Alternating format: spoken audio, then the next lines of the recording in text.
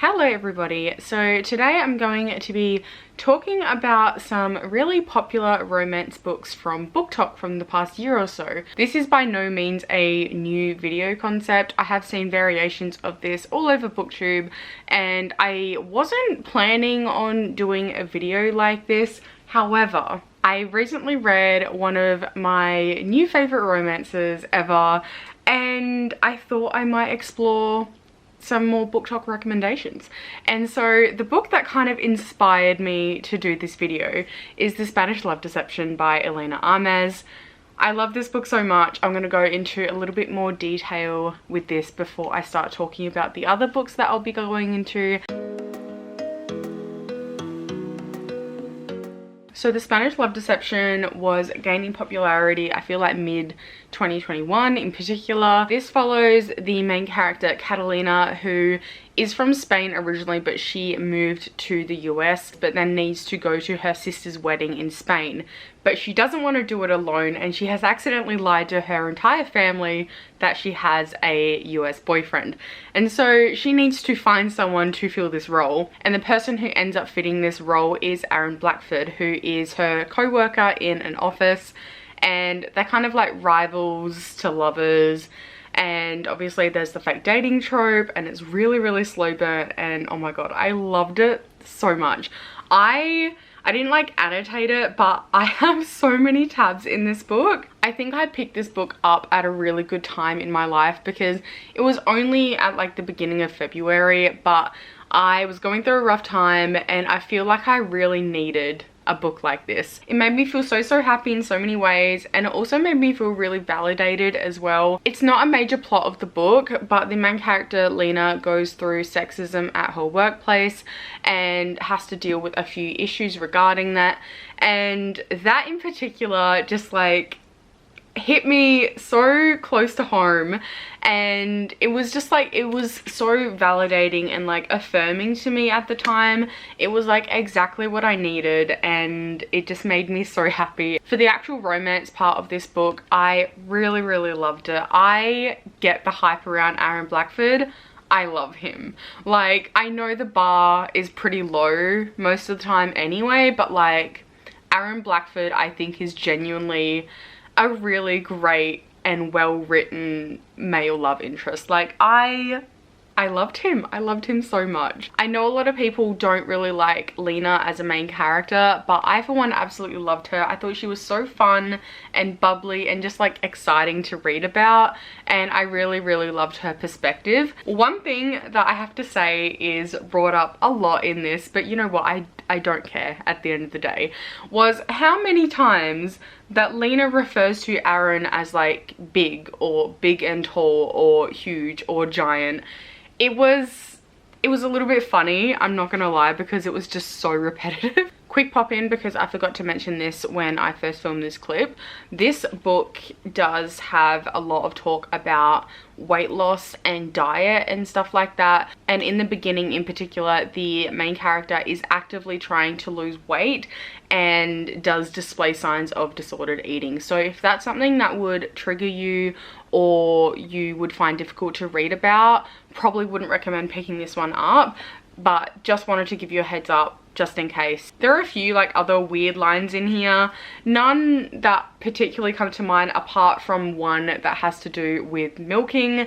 If you know, you know, and I'm just gonna pretend that line doesn't exist, because apart from that and the big tall descriptor thing, I love this book. Like, every second I had so much fun reading it, and it's one of my new favorite romances. It means so much to me, and I read it at the perfect time, and it's what kind of inspired this entire video. So hopefully I really enjoy the other books as much as I did with this one, but we'll see. I'm going to go ahead and start with It Ends With Us by Colleen Hoover. I don't know whether I'm gonna like read a book and then give you an update or do like vloggy bits in between. I'll just have to see how this video goes. But yes, I'm going to start this one today and I will give you an update soon.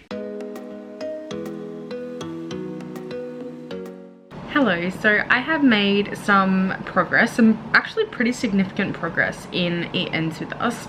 I probably should have given you an update before this, but I am not enjoying this so far. I am 203 pages into it altogether, and this is definitely more of a book that is about domestic violence than a romance. And I knew that it would touch on it, but I didn't think that it would be the primary focus of the story, which is fine. Like, that's not my issue with it, like, at all. I don't mind that. However, I don't like any of the characters. Like, the main character, I feel like I could like if she was better written, but I'm not vibing with the writing style in this at all. I think it's really bad, and I'm just not a huge fan. I am not enjoying the characters at all. I'm not sure if we were expected to like the main love interest in the beginning of the novel, like even before the past couple of chapters, because his entire personality is literally getting on his knees and begging for sex, wanting to have sex with Lily, but saying, oh, I don't want a relationship, sorry, don't want a relationship, and also walking around the city in his hospital scrubs after a 40-hour shift and not showering.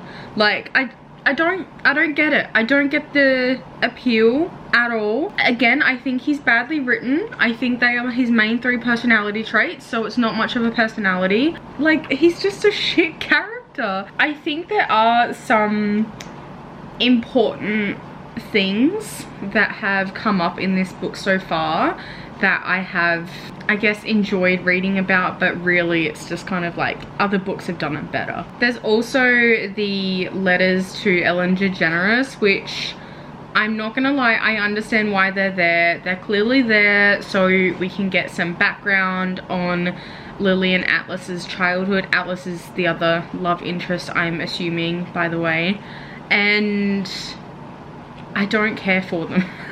I get, like, a couple of them have been like interesting to read about and a little bit heartbreaking, and it's not just 1 or 2. It's like when you get up to a letter, it's the entire chapter are letters, and I think it's just a little bit excessive. I guess we'll see how I feel for the rest of the book, unless it like improves, I think, significantly for the story and the character development specifically.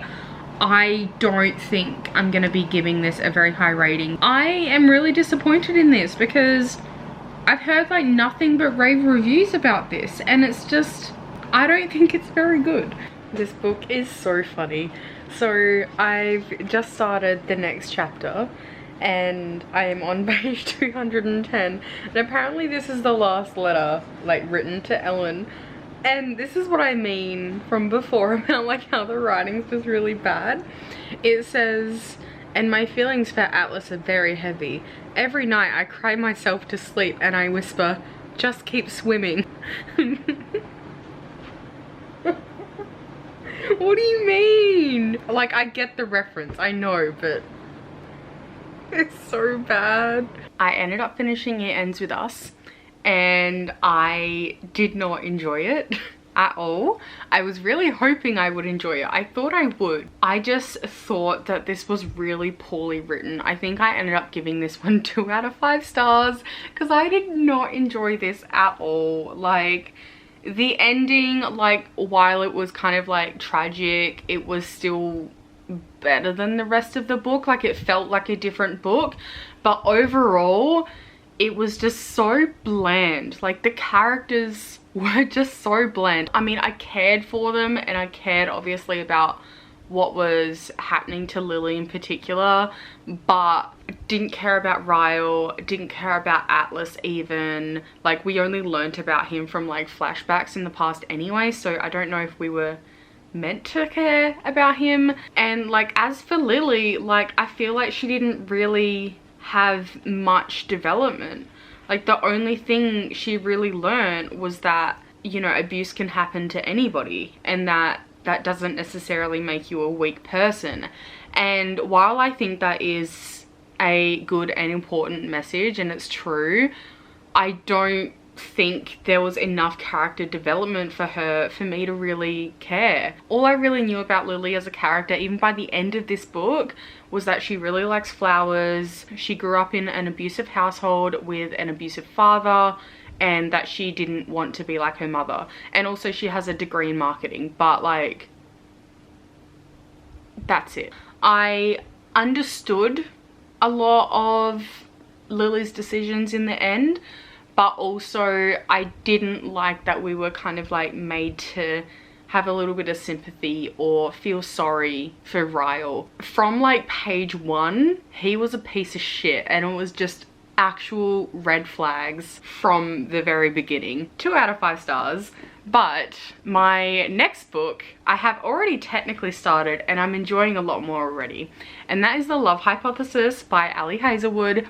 I will give you an update later on. I'm only like 70 pages into it at the moment anyway, so I don't really have a lot to tell you right now, but I am looking forward to this one. Hello everybody. So it has been a little while since I did an update. You wouldn't know it yet. It feels like 2 seconds because of editing. I did actually finish this like maybe a week and a half ago, so it's not exactly the freshest in my mind. However, I did end up giving it 4 out of 5 stars. I was so addicted to this. I really wasn't sure because it's like, I'm not like a PhD student. I know nothing about science or anything to do with that. However, I really enjoyed the academic setting of this book, and I really enjoyed the main couple. I'm definitely on board with the idea that you can read this even if you're not a Star Wars fan like myself. I personally didn't picture the main love interest as Adam Driver, which is clearly who he's meant to be based on. However, because I have seen like maybe half of that Star Wars movie that he's in, I didn't picture it at all. It did explore a lot of interesting topics as well, so like being a woman in academia, more specifically a woman of color in academia, and it was just really well done. And I feel like you can tell the author is very passionate about academia, and I think the author actually has a PhD herself. Yeah, the author has a PhD in neuroscience, which I think is very kind of, the love for that is very clear throughout this book. And honestly, I was completely addicted. I was kind of expecting more smut from what I had heard about this, but there was only like 1 sex scene and wasn't my favorite. Okay, I'm gonna put my hand up and say something that happens in the sex scene which is described in detail. So if you don't want to hear that or don't want to hear specific spoilers, just like skip ahead a little bit. I'll put a timestamp as well. So like during the sex scene, in the lead up to just before they have sex, he puts her entire boob in his mouth, and it's meant to be really hot, and it kind of just freaked me out a little bit. Like I had to go back and like make sure I had read what I was reading correctly, because I did not understand how that's possible, first of all, and secondly, I just don't think it's very sexy.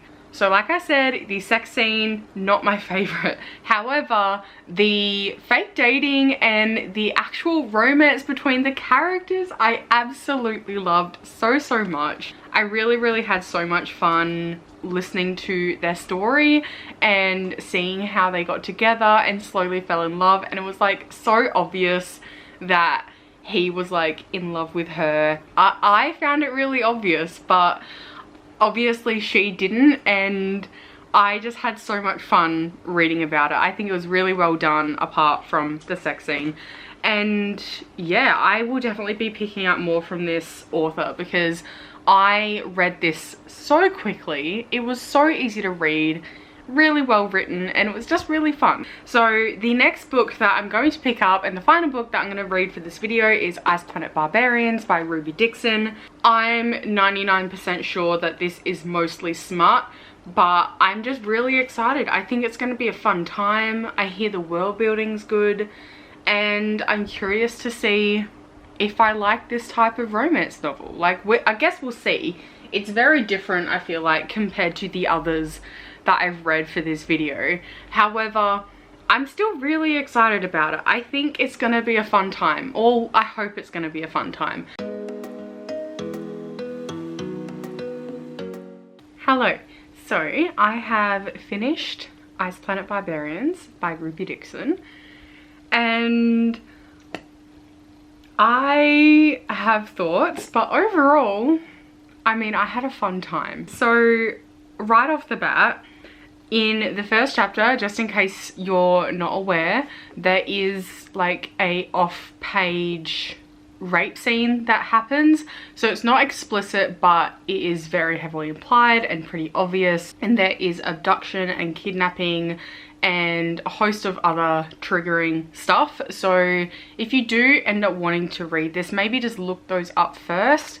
But it is mostly at the beginning of the book. I'd say the main trigger warning is probably just kind of like dubious, kind of weird consent issues. I am struggling where to even begin with this one. So basically, our main girl, Georgie, she gets abducted by aliens and then treated like cargo, and then she's dropped off and crash lands on this ice planet. She kind of ends up being the leader of her and the other girls who are with her. There's 12 of them all together, and she ends up going away from the campsite, like the crash site, to try and find food, etc. And she ends up getting rescued and running into a big blue alien. And then basically they just have lots of sex, and that is the general gist of the story. There are shenanigans that are happening in like the 2 days that she's gone. Again, very, very dubious consent issues here. There's all sorts of things regarding like Stockholm syndrome and power dynamics, and it's not really touched upon, but also I think this is purely written just to be a good fun time anyway. And honestly, that is what was delivered. Like, it was so fun and I could not put it down. Like, this was predictable, but also I could not stop reading it. Like, some serious shit will happen and then there's a sex scene, and then serious, and then another sex scene, and it just flip-flops the entire time. Apart from the obvious, there are some barriers between the main character and the love interest, like language barriers, for example, and they kind of end up overcoming those.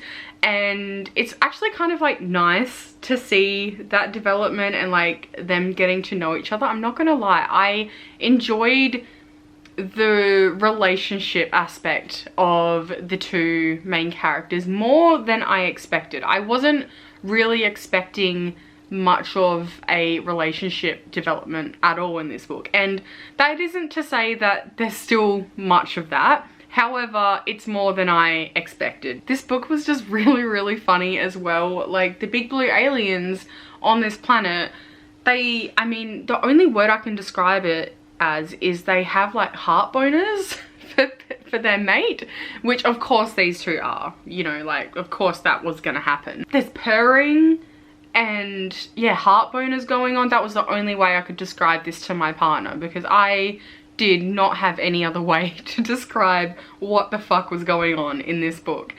And honestly, I think I'm gonna read the next one. I didn't expect to enjoy this as much as I did. It was a real quick, easy read, and it was hilarious. I don't even know if I recommend this. I can't say if I recommend this or not, because I mean, if you think it's for you, it's for you, but like, I don't know, it was just funny, okay? It was just really, really funny, and it was just a good time, and a really quick, easy read as well. Hello everybody, just kidding, this video isn't over yet. So I decided to read one more book for this video, and that was The Fine Print by Lauren Asher.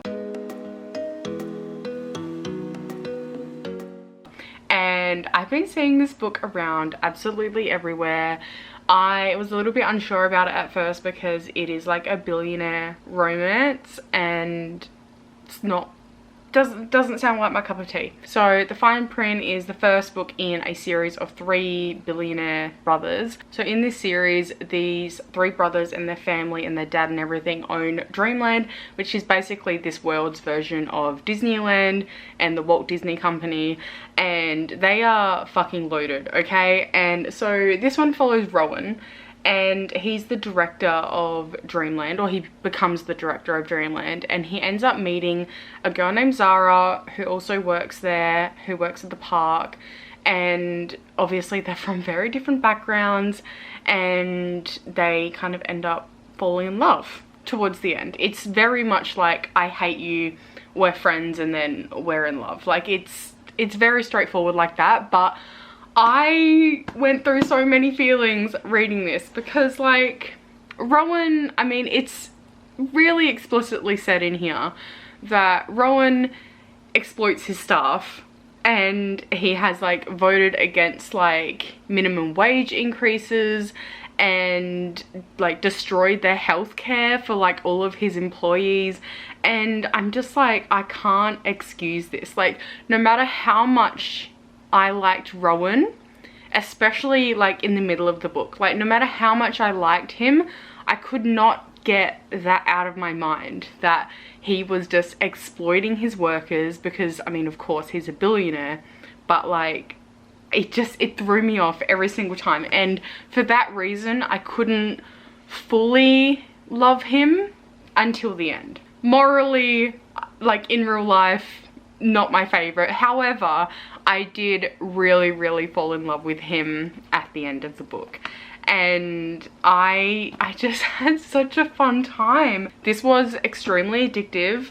It was very easy to read. Like, I feel like I could smash out like 100 pages at a time really quickly, and I'm a really slow reader compared to a lot of other people, and for me to kind of like read 100 pages of this easily in one sitting a day was incredible to me. I also really liked the representation on this, keeping in mind I am not disabled, and so I'm not 100% sure like how the rep went with this, but I think I liked the way that it was discussed. So Zara's sister has Down syndrome, and she starts this mentorship program, and it's not just like a one-off discussion in this book, like inclusion and disability representation and whatnot.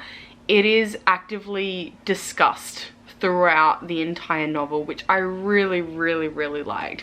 And I think that's kind of why I could put up with Rowan even when I didn't really like him, or I was having second thoughts about him, because of Zara, and because like she challenges him like over and over again. But I did really appreciate that the author really fleshed that component out of this book, and I thought it was really well done. The romance between Rowan and Zara was really lovely, and I love Zara, and I loved her family and all of the side characters, and I loved the plot of this, and I just found it really fun. So yeah, I'm still tossing up between 3.5 and 4 stars for this one, but overall loved it, really enjoyed it. So I read The Love Hypothesis, Ice Planet Barbarians, It Ends With Us by Colleen Hoover, and The Fine Print. Honestly, I had a fun time overall. I think TikTok has good romance recommendations. I obviously had issues with some of them, but that's not to say that I still didn't enjoy reading them. I think the only one I really didn't like was It Ends With Us. So look, I don't know if I'll give Colleen Hoover another chance. If you think I should, let me know, and let me know what book I should try next from her, if I should give her another chance. I am really happy I did this video. Let me know down below if you'd like to see anything similar to this in the future from me, because I had such a fun time making it, and even editing it was really fun. Let me know down below if you'd like to see any more videos like this from me in the future, and what you'd like to see, and I will leave all of my socials down below as well, and I'll see you all next time for a new video. Bye!